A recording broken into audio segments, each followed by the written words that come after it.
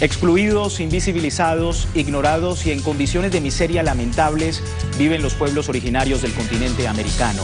Con escaso acceso al poder, su cosmovisión tiene como base la preservación de la vida en el planeta en una perfecta convivencia con la naturaleza. Hoy hablamos sobre los aborígenes. Bienvenidos a Realidades. Desde Caracas, Venezuela, les saluda Luis Francisco Blandón. En el siglo XV, América estaba poblada por numerosas etnias. Algunas de ellas llegaron a ser grandes civilizaciones como la Inca en Perú, la Maya en Guatemala y la Azteca en México. También hubo culturas consideradas intermedias como la de los taínos de las Antillas, los araucanos o mapuches y guaraníes del Cono Sur, además de aquellas de formación socioeconómica más básica. La llegada de los europeos a nuestras tierras exterminó gran parte de esos pueblos, y los pocos que quedaron fueron y siguen siendo relegados y tratados como seres inferiores. Han sido desplazados de sus tierras, masacrados y usados como esclavos. Existe una leyenda colombiana que habla sobre el origen de las razas que resume esa visión. Según la historia, todos los seres humanos eran negros y al bañarse sobre un río de leche se fueron formando las razas. Los más puros, los primeros en bañarse, eran los blancos. Y a medida que se sumergían otros seres, el río se ensuciaba y de allí surgían los orientales de piel amarilla, los indios un poco más oscuros y por último los negros, que solo habían podido sumergir las plantas de los pies y las palmas de las manos. Y esa manera de percibir a los seres se mantiene. Los pueblos originarios de Colombia le exigen al gobierno reconozca sus derechos. Con aguja, una tabla de madera y pepitas de plástico, Hermelinda teje collares como tejiendo sueños. Ese arte que sus antepasados milenarios le heredaron le permite sobrevivir en una selva de cemento a la que llegó víctima del desplazamiento de los violentos. Si nosotros teníamos tierra, yo creo que seguramente nosotros no íbamos a venir a vender esta artesanía. Si uno queda en la casa, ¿con qué va a investir? ¿Con qué va a dejar comer a los niños? Por eso estamos rebuscando en eso. Por eso como indígenas deberían ayudar como indígenas. Para la Organización Nacional Indígena de Colombia, la causa de la grave situación de los pueblos originarios recae en el empoderamiento de la tierra, de empresarios y de actores armados. Una descomposición social en las familias, pero también significa que dejemos cada día de ser menos indígenas, porque un niño indígena que nazca en la ciudad van a ser fuera de su territorio y van a ser fuera de toda su cultura y de todo su vivir. La Corte Constitucional denunció que hay 32 etnias indígenas en peligro de extinción. Esta también dijo que los actores armados y las multinacionales son los responsables. El pasado mes de octubre, más de 40.000 indígenas colombianos se movilizaron hasta la capital del país para protestar contra las políticas minero-energéticas del gobierno de Juan Manuel Santos. Aseguran que en su gobierno se agudizó la situación de pobreza, exclusión y discriminación. Se han privilegiado los intereses macroeconómicos en cabeza de las grandes multinacionales, en cabeza de los grandes empresarios que tienen hoy sus intereses en las tierras, en los territorios de los pueblos indígenas. El conflicto armado está acrecentado fuertemente hoy en nuestros territorios. Se están haciendo concesiones mineras dentro de los territorios indígenas, se está hablando de megaproyectos como lo que son monocultivos, infraestructuras hidroeléctricas como las represas, y ese tipo de cosas están afectando a los pueblos indígenas. También se manifestaron contra el Tratado de Libre Comercio y las multinacionales. Eso hace de que otras organizaciones, las multinacionales, lleguen y quieran apropiarse y se venda la tierra, se extranjerice la tierra, y cada día las posibilidades de tener tierra para los indígenas, campesinos y afros sea menos. Pero también tenemos el tema del Tratado de Libre Comercio. Estamos viendo que el Tratado de Libre Comercio se abra una consulta popular porque está afectando a la población indígena, a la población campesina, en general la población agropecuaria. Y como en tantos otros casos, la respuesta del gobierno es la represión. El trato del gobierno hacia las comunidades indígenas de que nos tienen muy discriminados. ¿Por qué? Porque si salimos a reclamar nuestros derechos, lo que hace es agredir a nuestros compañeros y compañeras. Otro pueblo aborigen constantemente perseguido y reprimido por los gobiernos es el mapuche, ubicado en la Araucanía chilena. Considerados uno de los pueblos más combativos, los mapuches se enfrentaron a los españoles al sur del Biobío durante 300 años, en la llamada Guerra del Arauco. En este periodo, debieron soportar decretos españoles que autorizaban a emplearlos como esclavos. Sin embargo, y a pesar de la desventaja frente al enemigo, armaron el mejor de los ejércitos de América, se fortalecieron y se libraron de los españoles. Y aunque aquella guerra culminó con la naciente nación chilena, en la actualidad sus enemigos son los gobiernos de su propio país, que poco a poco los ha dejado sin hogar. Con engaños, los mapuches fueron perdiendo sus tierras. Hoy la comunidad Huente Huinculmapu demanda 2.500 hectáreas de territorio, respaldados en títulos de merced y el testimonio de sus ancianos. Las forestales, los latifundistas y los colonos tienen que hacer abandono del territorio porque no les pertenece, eso es territorio mapuche. Hace años pusieron la demanda en el organismo estatal correspondiente, la Corporación de Desarrollo Indígena. Lo que hicimos de un principio, ir a Temuco, volver de Temuco, volver a ir a Temuco, ¿y en qué quedaba? No quedaba en nada, entonces nosotros creemos que ya agotamos todos esos parámetros legales. Nosotros lo que queremos hacer es ocupación productiva y control territorial con autonomía. Esta determinación ha desatado una sola respuesta estatal. ¿Qué es lo que hace el gobierno? ¿Qué es lo que hace el Estado? Reprime. Organismos internacionales manifiestan una permanente preocupación por el aumento de la violencia y violaciones de los derechos humanos. La frecuencia y la gravedad de los enfrentamientos violentos en la región se ha intensificado en los últimos 3 años, en ausencia de una acción rápida y eficaz a nivel nacional. En mi opinión, la situación podría escalar rápidamente en el desorden y la violencia generalizada. La comunidad está rodeada de forestales que erosionan el suelo. Pasaba un río en esa parte y como está la forestal ahí, ese río se está secando. El hecho de ser mapuche, vive de la tierra, tenemos nuestros lugares sagrados que son los guillatúes. En sus pequeños espacios, hoy producen alimentos respetando sus lugares sagrados y los ritmos de la tierra. A pesar de la constante represión física y legal, los mapuche no cesan en su lucha por recuperar sus tierras y derechos. La facultad del Estado de poder expropiar a este Huinca para devolver las tierras a nosotros, eso no lo van a hacer.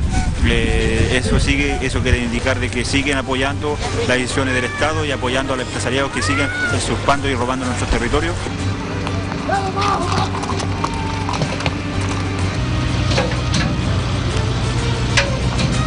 La Araucanía cuenta con importantes recursos naturales como el agua, de gran atracción para las empresas hidroeléctricas. En la zona se está explotando la tierra con plantaciones de pino y eucalipto, árboles que suelen secar la tierra. Hacemos una pausa y al regreso más en Realidades. No se retire.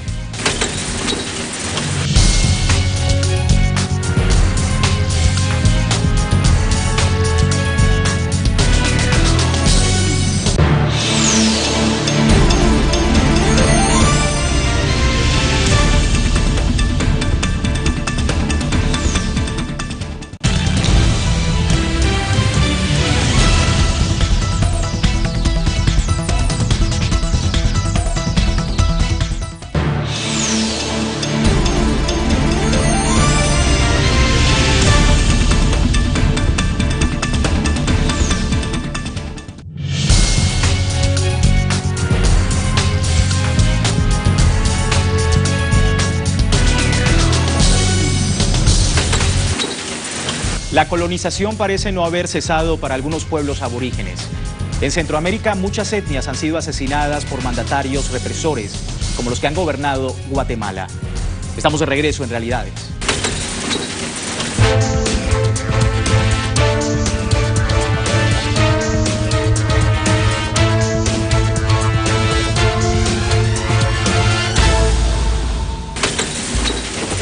Acusados de ser supuestos guerrilleros, miles de indígenas fueron asesinados durante la guerra civil en Guatemala, que duró más de 3 décadas. Este es uno de los laboratorios de la Fundación de Antropología Forense de Guatemala. Acá se trabaja en la identificación de osamentas de niños indígenas halladas en cementerios clandestinos de todo el país, en donde se han hecho exhumaciones durante los últimos años. Los hallazgos, dicen los antropólogos, dan cuenta de cómo murieron miles de infantes durante el conflicto armado interno. Los años principales de donde tenemos osamentas de niños está de 1980 a 1983. Hay dos características. Hay sí alrededor de un 14% dentro de estos que tienen alguna herida de proyectil de arma de fuego. Y estos se dan principalmente en los que fueron casos de masacres. Aproximadamente 1.460 osamentas de niños han sido recuperadas en exhumaciones. El trabajo que se realiza acá es el de identificación, para luego entregarle los restos a algún familiar que los reclame. En algunos casos, el parte forense ha determinado otras causas de muerte que hablan de los métodos utilizados por el ejército para el exterminio de poblaciones mayas durante la guerra. En muchos de estos casos también tenemos que las casas fueron quemadas, entonces los niños también ahí fueron quemados. Esto se da mucho, recuerdo mucho los casos de allá de Nevaje, de Cotzal, que donde procedían a hacer la masacre, ahí mismo quemaban las casas. Por ello, familiares de niños indígenas que fueron masacrados durante la guerra nos explican cómo la justicia anuló la primera sentencia por genocidio en el país. Pues dicen, hay evidencia de lo que acá ocurrió. Vemos esa decisión que creemos de que no va a ayudar, que realmente que en Guatemala debe haber justicia a los responsables del genocidio. Según el informe de la Comisión de Esclarecimiento Histórico, alrededor de 5.000 niños mayas fueron víctimas del ejército en 660 masacres contra población indígena en todo el país. Investigaciones sobre las masacres ocurridas durante la Guerra Civil determinaron que muchas de las matanzas estuvieron acompañadas por el arrasamiento de aldeas. Una de las más afectadas fue en la región de Ixil, donde entre el 70 y 90% de las aldeas fueron devastadas. Además, fueron incendiadas siembras y cosechas, dejando a las poblaciones sin alimentos. En la actualidad se siguen cometiendo violaciones a los derechos humanos contra estos pueblos. Indígenas mayas quechíes denuncian que fueron víctimas de terrorismo, presuntamente por un terrateniente, durante un desalojo extrajudicial en Xalajá, Cahuinic, Alta Verapaz, contra familias que demandan las tierras cedidas a una empresa constructora de una hidroeléctrica. Me sentaron frente al vehículo y el finquero le dijo al mozo que trajera gasolina, pero no la consiguieron. Entonces me trajeron acá empapado de sangre. Las mujeres relatan que también fueron amenazadas de muerte ante la mirada atónita de los niños. Tráeme mi pistola, mijo, le dijo a su hijo. Le dieron la pistola y se posicionó para apuntarme. Pero yo no me asusté, porque dije, si dispara, pues él sabrá. El ataque dejó a 5 campesinos heridos, 1 de gravedad y varias viviendas destruidas y quemadas. Se llama el muchacho Carlos Isaías Witz Pop, está internado en un hospital con una herida de bala en la espalda y pasó en el pecho. Los afectados habían iniciado una negociación hace 5 años para comprar la tierra y evitar la construcción de la hidroeléctrica, pero dicen que el finquero prefirió venderla a la empresa. En nombre de nuestra sagrada agua y de nuestro territorio estamos aquí. ¿Por qué? Porque don Leonel Ponce es el posesionario de esta finca y admitió la construcción de esta carretera para la construcción de las represas. Según estos mayas, desde la llegada de la empresa hidroeléctrica Santa Rita, también llegó la conflictividad a la comunidad. Nos están amenazando, nos están secuestrando. El 23 de agosto fueron baleados y fueron muertos 2 niños. Y esos son los que están haciendo eso, son los empresarios. Los supuestos autores del ataque abandonaron la comunidad, mientras las víctimas suman 3 días esperando al Ministerio Público para las diligencias correspondientes. Pobladores en diversas regiones de Guatemala son frecuentes víctimas de los empresarios y transnacionales.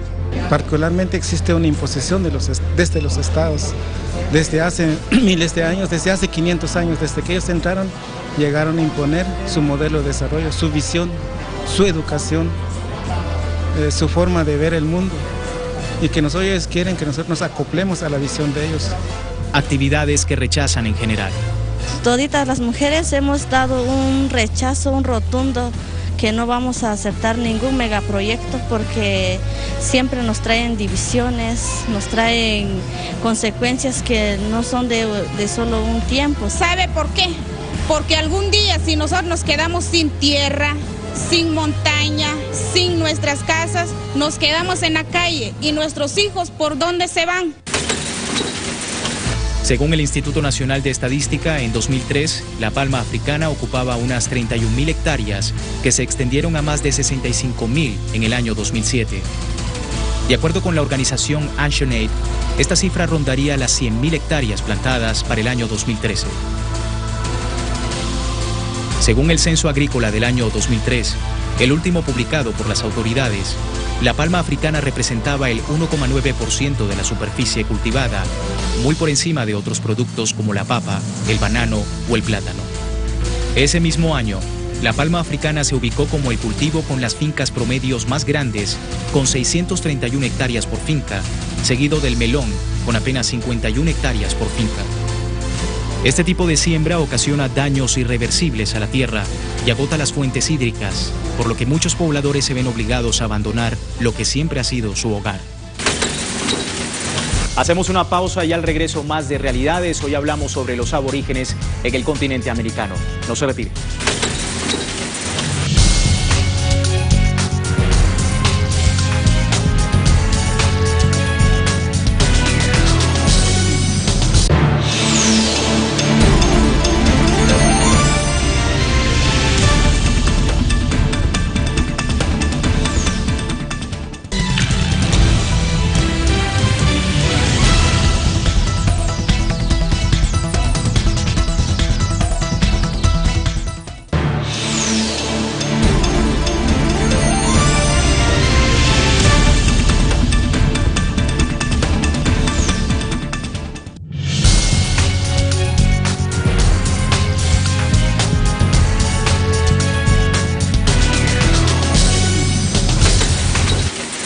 En América, tierra de contrastes y de futuro, hay otras realidades en las que los pueblos originarios son protagonistas. Un cambio de época que rescata sus raíces colectivistas y los empodera para construir su futuro. Estamos de regreso en Realidades.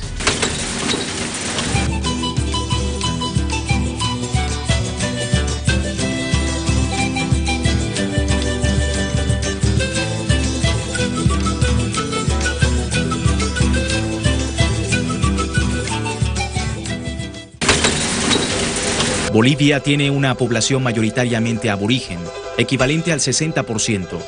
Su actual presidente, Evo Morales, es el primer presidente indígena. Una de las medidas más importantes que ha tomado su gobierno ha sido el rescate y la universalización de su cultura, de la esencia de los pueblos indígenas. En la Universidad Indígena del Altiplano, a orillas del lago Titicaca, el lago más alto del mundo, el idioma oficial es el aymara, cuyo uso es obligatorio al cabo de 3 años de estudios. Es una de las formas de recuperar y valorar la cultura indígena. La universidad es excelente. Ahora tiene muchos estudiantes, muchos hay. En el primer año, poquitos éramos. La Universidad Indígena Tupacatari tiene las carreras de agronomía, veterinaria, producción de alimentos y textiles. Los estudiantes gozan de beca completa que incluye internado. Es una gran oportunidad, como dice, como para los hermanos que, digamos, de baja economía. Teoría y práctica van juntas. Ingeniería de Alimentos tiene su microempresa que provee de lácteos a la universidad. Y la carrera de veterinaria aporta con 1.500 gallinas que producen carne y huevos. Y nos sobra un excedente, la cual vendemos en los mercaditos locales de las comunidades cercanas a nuestra universidad. Los estudiantes para titularse deben elaborar proyectos con la comunidad que los propuso para la beca y luego ejecutarlos. esperamos que estos grupos se conviertan en emprendimientos futuros y cuando salgan acá ellos puedan empezar, digamos, cualquier área que han elegido o cualquier rubro que han elegido pueda empezar a desarrollar un plan de negocio. Se ofrece al estudiante el máximo nivel de preparación. A 3 años tenemos técnico superior, a 5 años tenemos ingeniería o licenciatura, a 7 años tenemos especialización en posgrado, que es la maestría, todo becado. Esta es una iniciativa de organizaciones sindicales y sociales que impulsan proyectos productivos que administran con el 5% de la renta petrolera, producto de la nacionalización de los hidrocarburos. Hace 4 años funcionan 3 universidades indígenas, aymara, quechua y guaraní, para descolonizar la enseñanza superior. Solo en la Universidad Aymara Tupac Katari están matriculados 1 millar de jóvenes. Estos centros de estudio incluyen a sabios de la comunidad, quienes tienen la función de reivindicar las culturas nativas. En el altiplano es tiempo de siembra.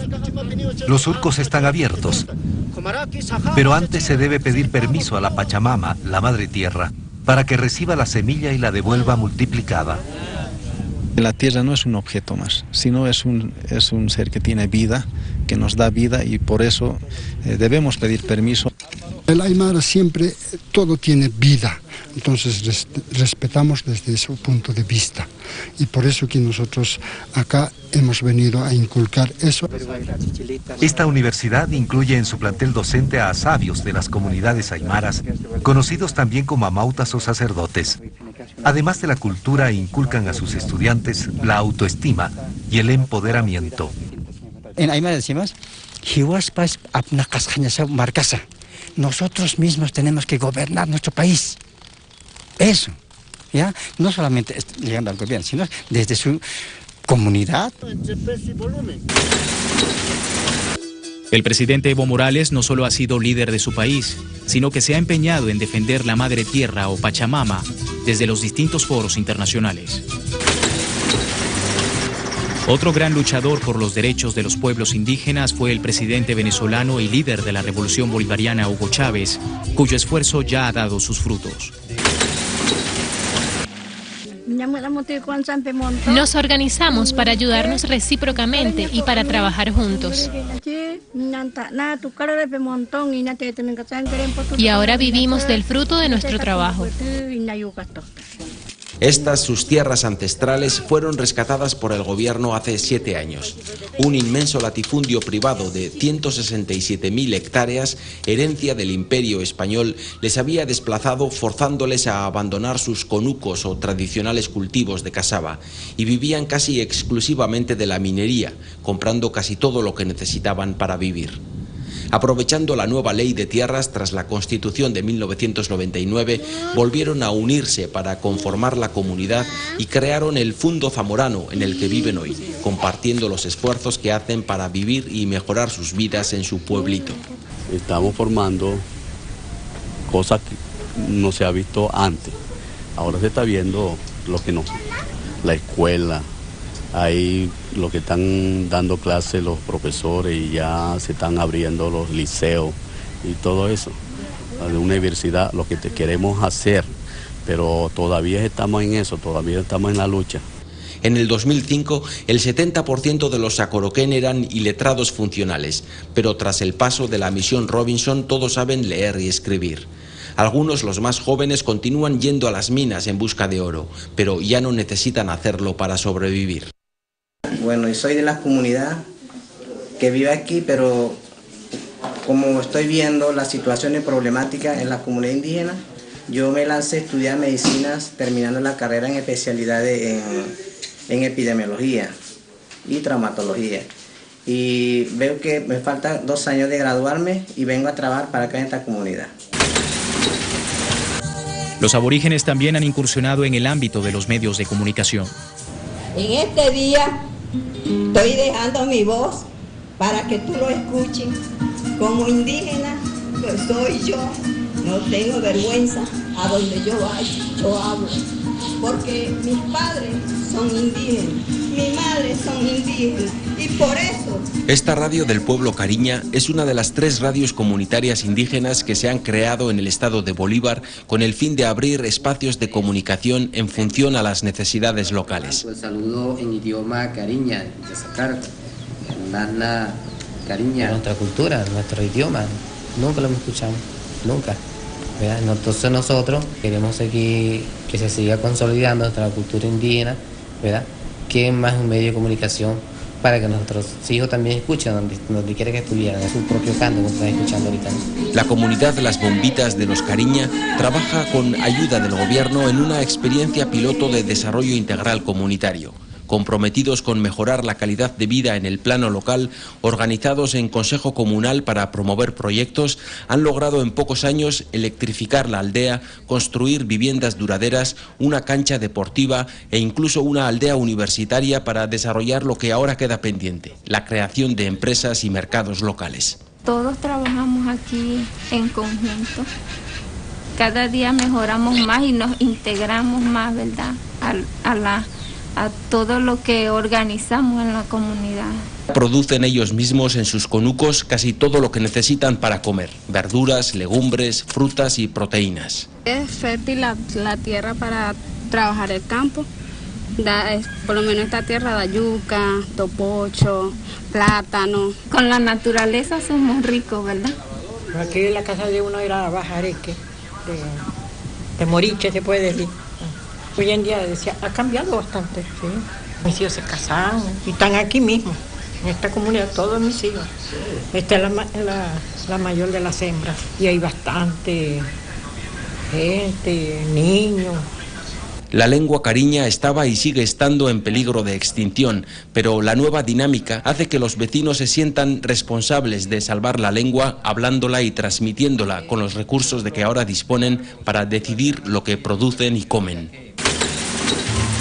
La Constitución promovida por el presidente Hugo Chávez y aprobada por los venezolanos en 1999 reconoce la existencia de los pueblos indígenas, su organización social, política y económica, culturas, usos y costumbres, idiomas y religiones, además del hábitat y los derechos originarios sobre las tierras que ancestralmente han ocupado y que son necesarias para preservar sus formas de vida.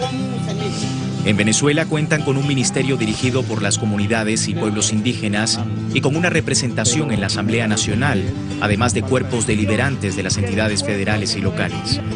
En fin, se les devolvieron los derechos que nunca debieron perder.